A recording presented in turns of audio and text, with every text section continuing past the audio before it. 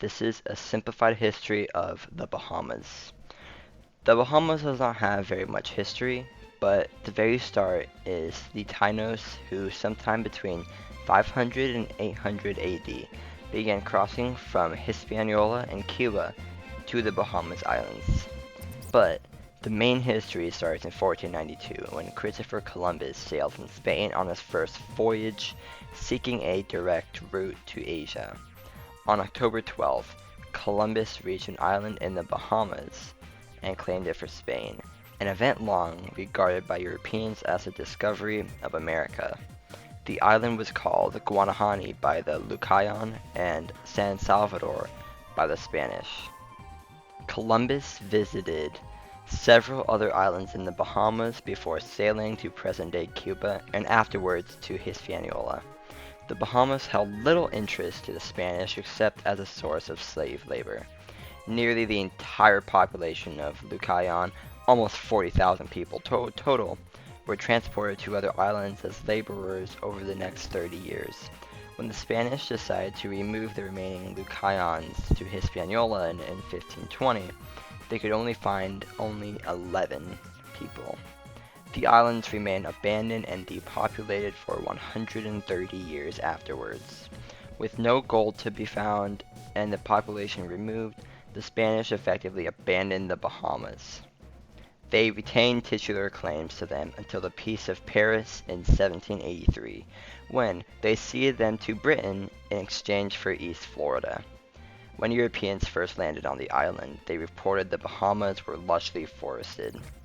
Cleared to develop the land for sugarcane plantations, the forests have not regrown and have not been replanted. In 1648, a group from Bermuda sailed to the Bahamas to found a colony. Since Bermuda was becoming overcrowded, the Bahamas offered both religious and political freedom and economic opportunity. The colony was called Eleuthera, and despite all of the good things, the colony struggled for many years with poor soil, infighting, and other European powers. In the mid-1650s, many of the settlers returned to Bermuda, but the remaining settlers stayed and developed Eleuthera. In 1666, other colonists from Bermuda settled on New Providence, which is a part of the Bahamas, which soon became the center of population and commerce in the Bahamas.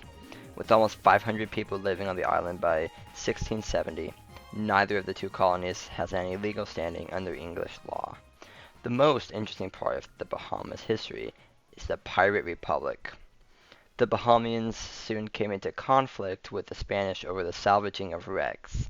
The Bahamian wreckers drove the Spanish away from their wrecked ships and attacked Spanish salvagers, seizing goods the Spanish had already recovered from the wrecks. When the Spanish raided the Bahamas, the Bahamians in turn commissioned privateers against Spain. Even though England and Spain were at peace, in 1684, the Spanish burned the settlements of New Providence and Eleuthera, after which they were largely abandoned. New Providence was settled a second time in 1686 by colonists from Jamaica. The English aided the pirated and supported them while making a base in Nassau, while the pirates raided French and Spanish ships. Starting in 1713, the English had conceived the idea of leading an expedition to Madagascar to suppress the pirates there and establish it as a British colony, but others conceived the leaders to tackle the pirates of Bahamas first. The government of the Bahamas was given to the King of the United Kingdom. In 1717, King George appointed Rogers, the guy who wanted to have an expedition to Madagascar, governor of the Bahamas, and issued a proclamation granting a pardon to any pirate who surrendered to the British governor within 1 year. Some pirates accepted, while others rejected and continued their lives as pirates. Rogers eventually made piracy almost extinct, and he was appointed governor of the Bahamas again, but died in 1732 in Nassau. Later during the American Revolution, the Bahamas was attacked by American and Allied forces on several occasions. In 1776, American forces launched an assault against Nassau, resulting in its 2-week occupation. In 1782, Spanish forces captured the Bahamas. In 1783, a British-American loyalist expedition recaptured the islands. After the American Revolution, the British issued land grants to American loyalists who had gone into exile from the newly established United States. The sparse population of the Bahamas tripled within a few years. The Loyalists developed cotton as a commodity crop, but it dwindled from insect damage and soil exhaustion. In addition to slaves they brought with them, the planters' descendants imported more African slaves for labor. Most of the current inhabitants in the islands are descended from the slaves brought to work on the Loyalist plantations. More African slaves escaped from their original countries, like the United States, Mexico, and Cuba, to the Bahamas for more freedom in the 1800s. In 1911, there was a short-lived movement to make the Bahamas part of Canada. Although the movement enjoyed the support of many in Nassau and from the head of Sun Life, a Canadian insurance company, the movement failed. The failure of the movement was, in part, due to the British government's opposition to uniting a predominantly black colony with a predominantly white country. In World War I, organizations such as the Imperial Order of the Daughters of Empire and the Bahamas Red Cross Guild began collecting money, food, and clothing for soldiers and civilians in Europe. The Gallant 30 Bahamians set out to join the British West Indies Regiment as early as 1915, and as many as 1,800 served in the armed forces of Canada, Britain, and the United States.